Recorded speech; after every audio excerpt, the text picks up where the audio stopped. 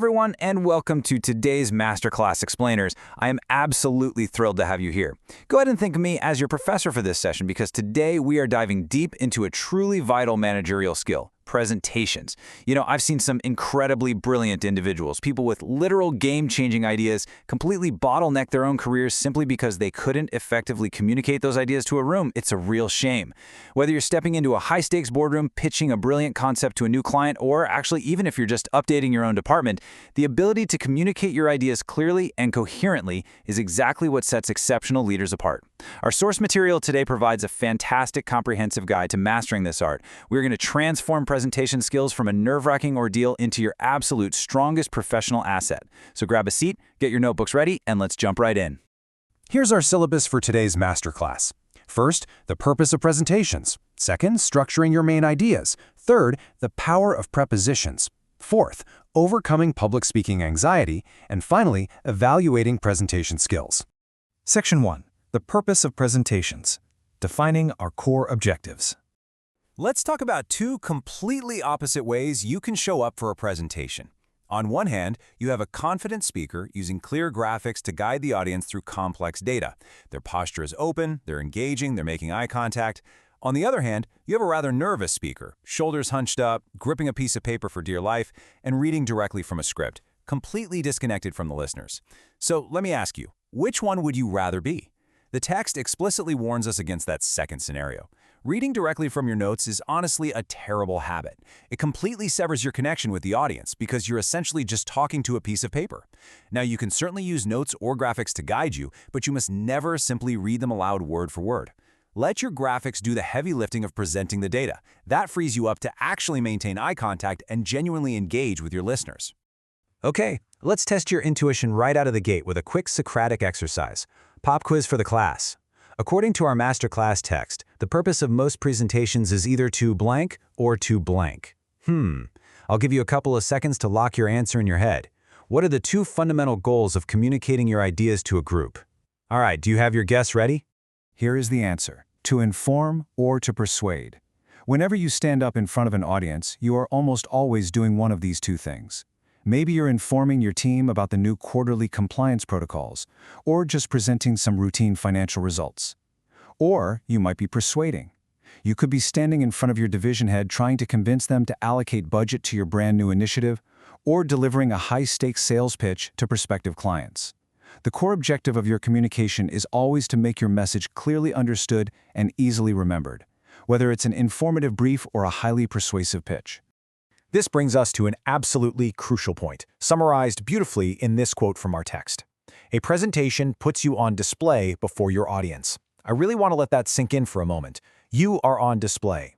Because of this dynamic, presentations have become an incredibly important part of the modern recruitment process. In today's hyper-competitive market, a great resume might get you in the door, but your ability to handle being on display is what actually gets you the job. Many organizations now require shortlisted applicants to present in front of a selection panel. And why is that? Well, it tests your ability to identify and organize material on the fly. It tests your public speaking mechanics. And most importantly, it tests your confidence and your leadership under pressure. It's essentially the ultimate real-time test of your professional composure. Moving on to Section 2, structuring your main ideas. The anatomy of a perfect pitch. Every great presentation follows three broad, distinct stages. Step 1 is the beginning. You greet your audience warmly, saying something simple like, "Good morning, welcome to this session," and you state your topic clearly. But here is a vital pro tip straight from our source material. At the very beginning, you must define any complex terms, especially if your audience includes laypersons. If you're talking to industrial workers about quality circles or introducing a very specific concept like franchising, you have to define it right away so no one gets left behind. You also need to put the audience at ease regarding how you'll handle questions, which we'll actually dive into in just a bit. Step 2 is the body, which is all about sequencing your ideas logically. And finally, Step 3 is the conclusion, where you summarize your key takeaways and open the floor for some discussion. Let's drill down a bit deeper into Step 2, the body. Logical sequencing is exactly what separates crystal clarity from complete chaos in a boardroom. Here are three proven frameworks you can use. First, chronological. Think of this as explaining a linear process. Our text gives a great example of medical product testing. First, a substance is tested in a lab, subsequently on volunteers, next a license is applied for, then the data is published, and finally, it's marketed. See, that step-by-step flow is incredibly easy to follow. Second is the pro-con framework. You introduce a concept, explain its benefits, and then fairly evaluate its drawbacks. And third, the analytical framework. You define a problem, investigate its underlying causes, and propose a concrete solution. The analytical framework is incredibly powerful because of this psychological comfort it provides. When you clearly define a problem that everyone in the room recognizes, you instantly validate their pain points. That makes them highly receptive to the solution you're going to present next. Honestly, choosing the right framework before you write a single slide is half the battle won. This brings us to a very critical navigational tool, meta-signposting. Just like a professor guides a class through a complex syllabus, a good presenter has to use clear sequence markers. You need to hold your audience's hand so they never get lost in the weeds. You might start by saying, first of all, we will discuss, then use markers like next, then we have, or finally. And if you are transitioning to a brand new idea, literally tell them. Imagine saying with absolute authority, now I'd like to turn to, or we can go on to consider. These verbal road signs give direction. They lend immense coherence to your speech, and they carry the attention of your listeners safely all the way to the end. Section 3. The power of prepositions. Precision in your professional language. Let's look at some professional presentation phrases from our source text. It might seem like a small detail, but using the correct preposition creates a polished, coherent flow that just exudes professionalism.